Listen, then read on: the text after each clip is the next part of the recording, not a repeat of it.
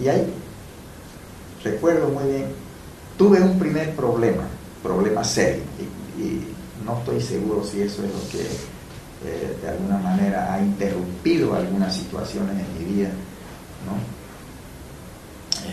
Experiencias concretas vividas en la comunidad también, ¿no? Resulta que nosotros, o ya en mi vida de trabajar en la vida de la comunidad, tuvimos que hacer una suerte de campaña frontal de luchar contra el abuso y la explotación de los comunarios por parte de comerciantes, ¿no? Ellos iban, por ejemplo, fue también la época de la mucha caza y recolección de cueros silvestres, como de tigre, de gato, de caimán, de lagarto, de lobo, de todo, ¿no? Entonces los comerciantes iban por trueque, ¿no? Entonces traían como habilitación, traían cajas de pila, cajas de bala, alcohol y algunas ropitas, ¿no? Solo eso, jaboncito, sal, ¿no? Eso era lo que traían a las comunidades. Le dejaban como habilitación a los comunarios, compromiso simple, ¿no? Te lo dejo y cuando regrese ya vas a tener listos los cueros. Entonces, y había competencia entre como rescatadores, pues, ¿no? Entonces el rescatador que llegaba primero, ese era el que se llevaba lo que tenía el comunario. Pero habían otros mucho más osaditos, ¿no? Porque ya a título de amigo y de hijito, hola hijito, ¿cómo estás? Buen día, ya estamos por acá. Y sin pedir permiso se entraban adentro y se subían hasta las chapapas allá donde guardan sus cositas para ver si tenía cuero o no tenía cuero. Y si había, ya se lo sacaban nomás a su embarcación. Y esas cosas ya me empezó a dar que sentir mucho, ¿no? Pero ya en la vida de dirigencia, ya en esos tiempos, ya empezamos a luchar contra eso. Tenemos que defender, tenemos que organizarnos. ¿Y esas personas, esos comerciantes, eran locales, venían de fuera? De afuera, de Trinidad concretamente, ¿no? Pues, por navegación. Ellos igualmente nos hacían creer de que todo lo que era el curso de un determinado río, en este caso del Secure, ¿no? Decían, desde aquí, desde donde comienza el Secure hasta la última comunidad, es mío, decían. Y el otro, desde tal comunidad hasta allá, es mío, decían, ¿no? O sea, ellos nos hacían entender que eso era de ellos, ¿no? Y como ellos eran los que llegaban a Trinidad, donde supuestamente estaban las autoridades, así que ellos tenían, digamos, ese derecho, por decirlo así, ¿no? Y nosotros, nada más, pues, ¿no? Y esos fueron las primeras luchas que yo enfrenté siendo dirigente, ¿no? Bueno, bien duro, ¿no? Trataban de amedrentarme también ya, ¿no? Pues te vamos a esperar en tal parte, lo que sea, ¿no? Pues entonces fue bastante triste, ¿no? Uno no sabía si hasta dónde de verdad que uno puede estar expuesto, digamos, suerte su vida, ¿no? Pero eso ocurrió. Pero ya también fuimos aprendiendo a coordinar con instituciones ya de la ciudad, ¿no? Porque ya empezamos ya a hacer viajes más permanentes, ¿no? Empezamos a hacer gestiones. Y ahí empezamos a informarnos de que el Isíboro Secure había sido parque nacional, ¿no? Área protegida, y nosotros no sabíamos eso. Y ya estamos hablando de los años 88 adelante, ¿no? Claro, y la primera determinación fue desde el periodo de Barrientos. Mire, ¿no? Entonces, bueno, pues ya nos enteramos que había sido área protegida, parque nacional, y que había habido un encargado de la atención del parque, uno que había vivido allá adentro, que no lo conocíamos, y que era, dicho sea de paso, ganadero también, pues, ¿no? Y como encargado nunca estuvo encargado. No, absolutamente. Y como encargado, administrador o cuidador del parque, era el que rescataba y mandaba comisiones y brigadas de cacería. ¿No? O a recoger. De todo, de todo. Y era el encargado, ¿no? Entonces, así cuando nos dimos cuenta, así había funcionado el Estado y sus funcionarios, ¿no? Bueno, y ahí empezamos a discutir ya el asunto del derecho que pudiéramos tener nosotros respecto a nuestro territorio. Pero ya en las reuniones ya, ¿no? Nos hacíamos agendas ya de trabajo sobre temas, consultando primeramente ahí en la reunión grande ya de comunidades, qué pensaban ellos sobre el derecho ya de nuestro territorio, de nuestra comunidad, qué piensan ellos, qué saben ellos, ¿ya? Y lo que nos animó, por una parte, porque yo encontré eso, tuve la suerte también, en ese primer encuentro que tuvimos, donde ya me eligieron como presidente de la subcentral, un señor que lo voy a recordar y con mucho respeto también, don Jorge Cortés Rodríguez, el cochabambino, estaba trabajando con Cide Beni, ¿no? Un historiador. Él estaba haciendo un trabajo de recopilación sobre la historia de los pueblos indígenas de la época, de la década de los 800, algo así, donde hubo las primeras incursiones no la primera, creo que la segunda más bien, incursión sobre la búsqueda de la Loma Santa, ¿no? Ese era el trabajo que él estaba haciendo y me invitó a conocer, a leer, a ayudarle, ¿no? Pues, y que me encargó también hacer cuando concluyó su trabajo, me pidió que le haga una carta de presentación a ese trabajo. Para mí fue una primera experiencia de poder escribir algo así y no sabía cómo lo iba a hacer también, ¿no? Pero lo hice al final de cuentas. Pero me hace recordar todo esto porque ese documento empecé a preguntarle a mis parientes tributarios, mojeños, a todos ellos, ¿qué sabían de esa historia? Y dije que para ellos era una historia de terror, de temor. Ni que lo hablemos siquiera. Ahí recién yo me di cuenta de que habían cosas que para los mojeños lo mantenían muy cerrado, muy en secreto, pero solo con el temor que no se repita esa historia, ya con ese fin, ¿no? Y yo empecé a leerlo, lo hice escuchar, y cuando veo señoras, mujeres, adultas, así, llorando, y recordaban parientes de ellos, ¿no? que también habían sufrido esa situación y que no querían ni que se hable siquiera eso. ¿Y nos puede contar un poquito, Marcial, cómo era la historia, qué es lo que había sucedido? O sea que, a ver, resulta que una de las primeras incursiones, no primera, bueno, pero una de las etapas, digamos, que sufrió ese tiempo el pueblo indígena mojeño, era que un gobernador, ya se hablaba de gobernador desde Santa Cruz, envió a un prefecto al Beni, ¿ya? A un prefecto allá en el Beni, y ese estaba enviado para controlar, tomar dominio sobre los indígenas, sobre los indios, dicen, ¿no?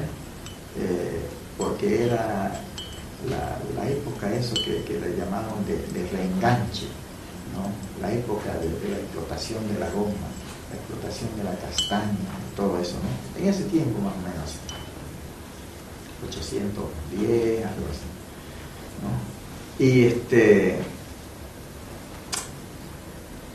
Y bueno, de sufrir, porque hacían, ¿cómo se llama? Reclutaban indios, según él, para mandarlo, digamos así, hacia Bacarí, hacia Pando, a la recolección de la castaña, a la goma, y por allá se enfermaban y era sin reclamo, si regresaba vivo, regresaba, y si no, mucha gente quedaron viudas, quedaron huérfanos, nunca regresaron sus padres, ¿no?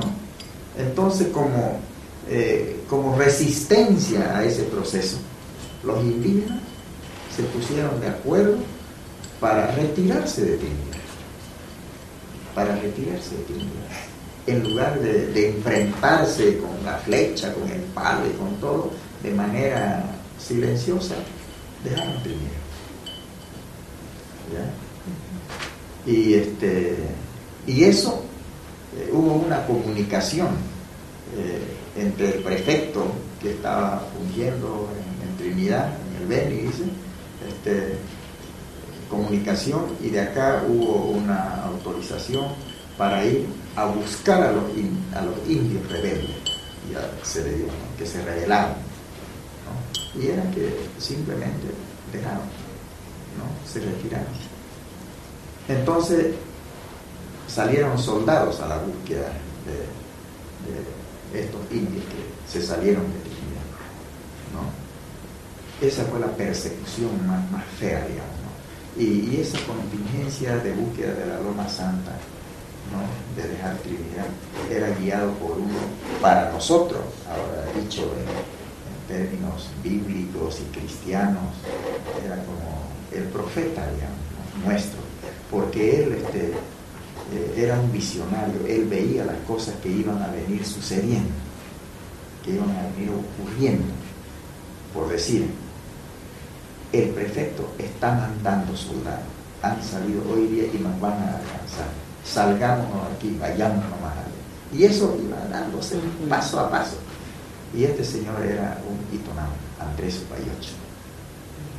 Entonces se lo conoce como la guayochería, ¿no? ¿Ya? Como la guayochería, la época de la guayochería se le conoce, ¿no? Y eso fue lo que sufrieron los mojeños trinitarios, ¿no? La persecución.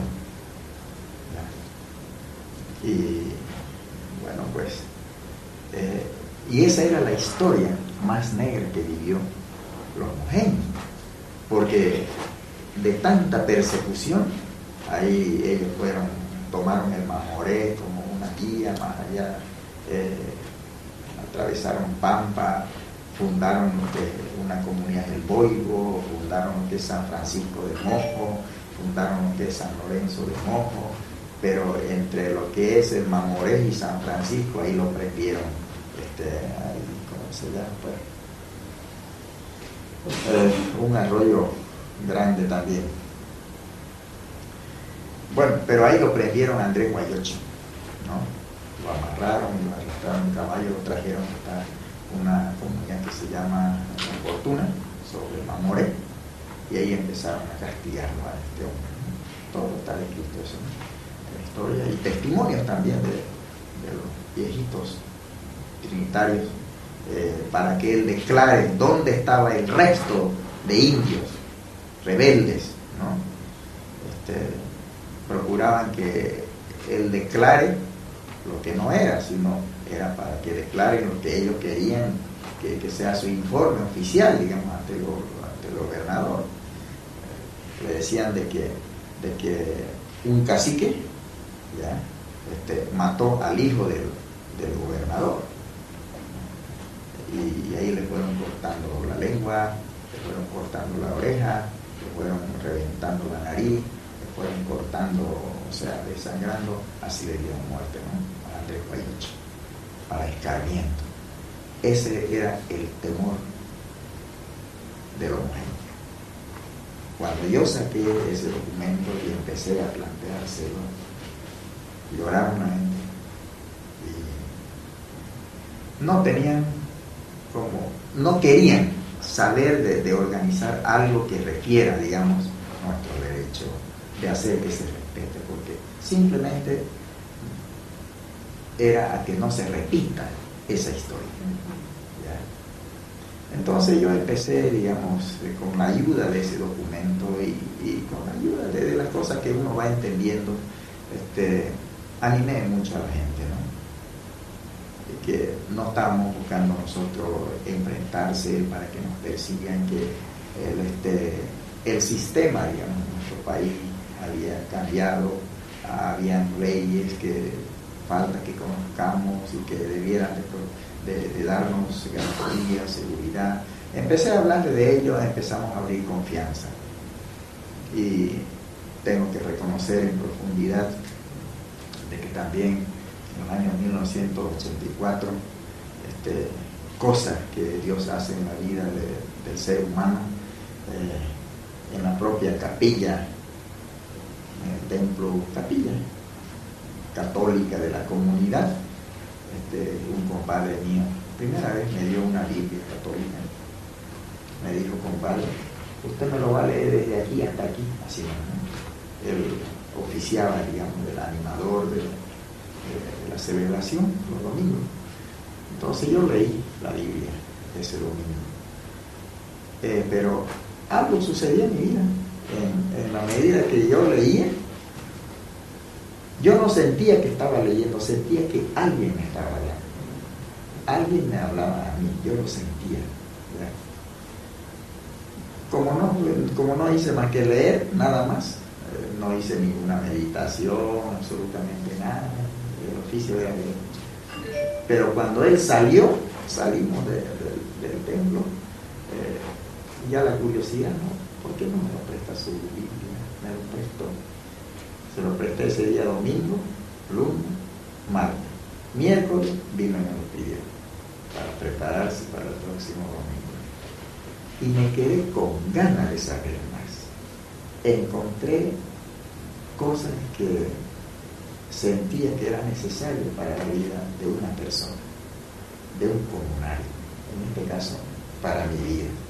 Eso encontré en la Biblia. Diría que yo preparé un viaje especial. Agarré mi remo, agarré mi canoa, me puse de acuerdo con mi esposa y un hermano mío que se me coló, y nos vinimos a Trinidad a buscar la Biblia.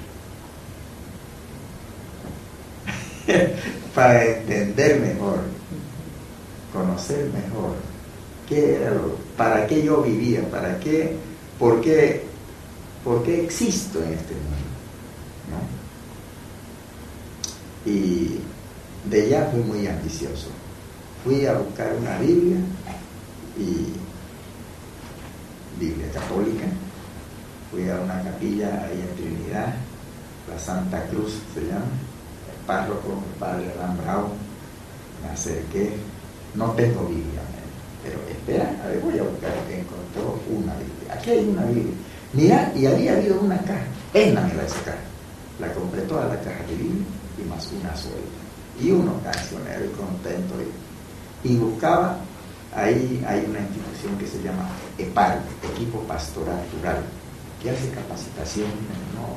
Prepara líderes para animadores en la capilla, en la comunidad. Eso yo buscaba. Y me dijeron, no hay ahora, tendría que esperar 3 meses. Recién salen y otra vez entran. Yo no podía esperar 3 meses. Agarré mi caja de Biblia, otra vez remo, hasta la comunidad, 15 y 2 semanas de viaje.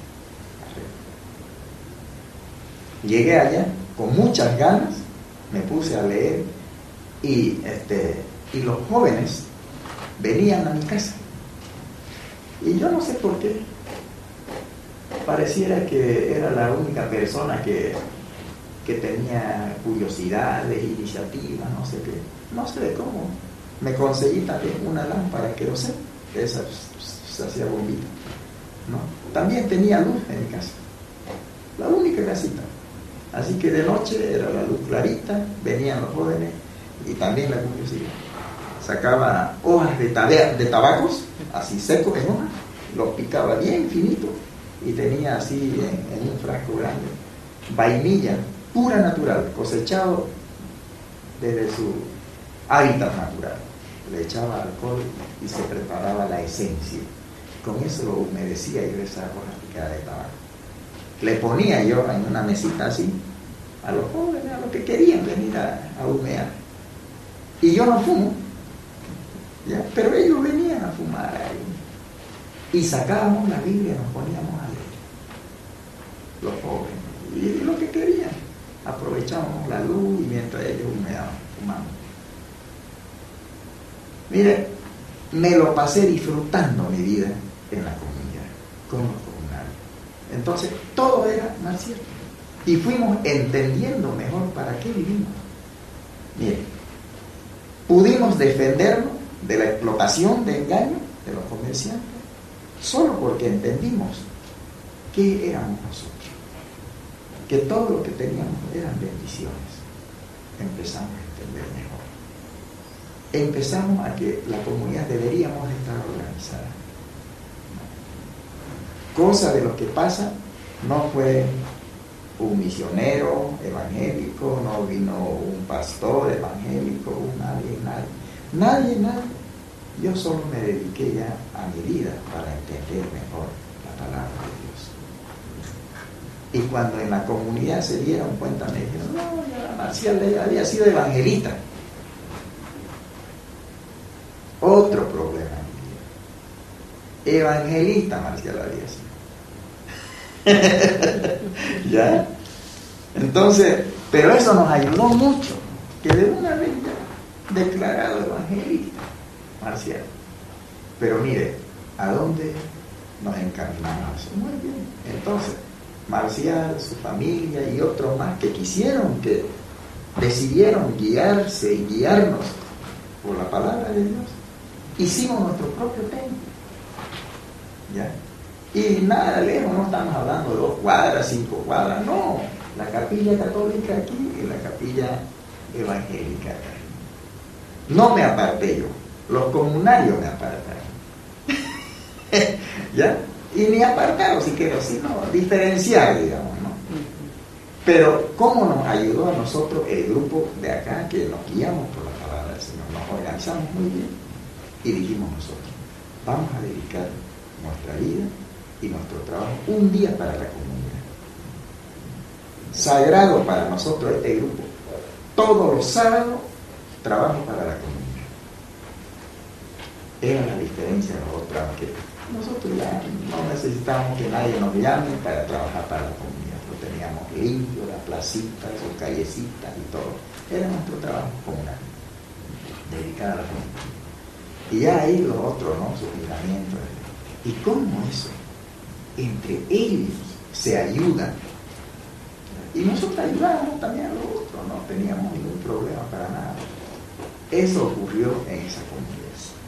Y empezamos a seguir trabajando sobre el trabajo productivo, ayudando a todos. Eso nos ayudó profundamente a entender. Cuando ya asumí la responsabilidad de dirigente, ya era con la guía de lo que es vivir bien bajo la dirección de lo que nosotros podemos considerar nuestra fe en Dios, que Él nos guía para todo. Eso, ¿cómo no reconocerlo en mi vida? Que me ayudó para dirigir mi cargo que me dio la comunidad, o las comunidades en este caso. Y ahí ensambló el asunto del territorio y nuestro derecho. La búsqueda de la Loma Santa, el sacrificio de lo que buscaron la Loma Santa. Nuestra lógica ya fue analizar en ese entorno por qué migraron tanto que los mojeños le tiraron hasta La Paz, hasta Alto Beni, y allá se quedaron un poco de mojeños. Ya les dio flojera retornar, porque tenemos mojeños trinitarios en Comendo, en Simay, ¿no? En La Paz. Así que maravilla, bueno, entendimos todo eso. Entonces la tierra prometida de Dios que nos va a dar es el Isidorosé, y lo demandamos por territorio. Ya estamos hablando de los años 90, 92. Estamos hablando todavía 80, estamos hablando 88, 89, ya la demanda ya como tal, ¿ya? Porque 88 la subcentral, entre ellos ya para reflexionar y todo lo que ello conlleva, ya organizado. 89, nuestros primeros encuentros intercomunales, porque yo hice un trabajo con los corregidores. Yo salí solito con 3 de mi directorio de la subcentral, visité a una comunidad, nos reunimos en torno a ese objetivo, a esa meta, digamos, de hablar sobre nuestro territorio, sobre nuestras autoridades naturales ¿ya? Y para seguir viaje lo embarcaba a ese corregidor, nos pasábamos a otra comunidad y así fuimos recogiendo, hasta que llegamos a la última comunidad. Ya habían 20, 25 corregidores, ¿no? Así se fortaleció la organización 88-89 y parte del 90, ¿ya? Hasta julio del 90, hasta julio de 1990, ya teníamos 3 encuentros de regiones que tenían problemáticas similares. En este caso, Isiboro Sécule, el bosque de Chimane y el hermano pueblo sirio, ¿no? Y su territorio. Pero nadie hablaba todavía de territorio. Era qué hacer para que el Estado reconozca estos territorios históricos, culturales nuestros. Ese fue el asunto, ¿no? O sea, prácticamente fue rápido, digamos, de que nos organizamos. 88, 89 y 90. ¿No? Y viene resultado de toda esta gradual organización de las subcentrales y de los encuentros, la primera marcha. Exactamente. Por ejemplo, esto de la marcha ya participó los hermanos del pueblo sirio, ¿no? Y los hermanos del territorio, perdón, de la región Bosque de Chimanes, de San Ignacio de Mojo atrás, ¿no? Ya invitamos a esas dos regiones y nos fuimos, hicimos un encuentro de corregidores y de comunidades en Santísima Trinidad, en el Tigris, en la zona de colonización. Allá hicimos un encuentro. Allá fue donde dijimos, ¿qué hacemos para juntar este problema? Para pedirlo al gobierno. Vamos a pie, hasta el gobierno, hasta La Paz. Ahí hablamos lo de la marcha, en el Tigris. Pero ¿qué hacemos para que se sepa de una vez de que sí vamos a estar juntos los 3? Hagamos el primer encuentro de unidad de los pueblos indígenas del Beni. Y lo hicimos en el pueblo sirio, ¿no? En Ibiato. Ahí juntamos las 3 regiones, los 3 problemáticos y los 3 pueblos. Ya funcionaba ya la SIDOP para ese momento. Ya había SIDOP, pero seguía siendo como una SIDOP solo Santa Cruz. Solo Santa Cruz. Pero ya como sigla, ya había como organización, digamos, ¿no? Pero solo como Santa Cruz. Y en el Beni, todavía seguía funcionando solamente como CECIM, o sea, Central de Cabildos Indígenas Mojeños. Todavía no había ni CEPIP siquiera. Todavía no había CEPIP. ¿Ya?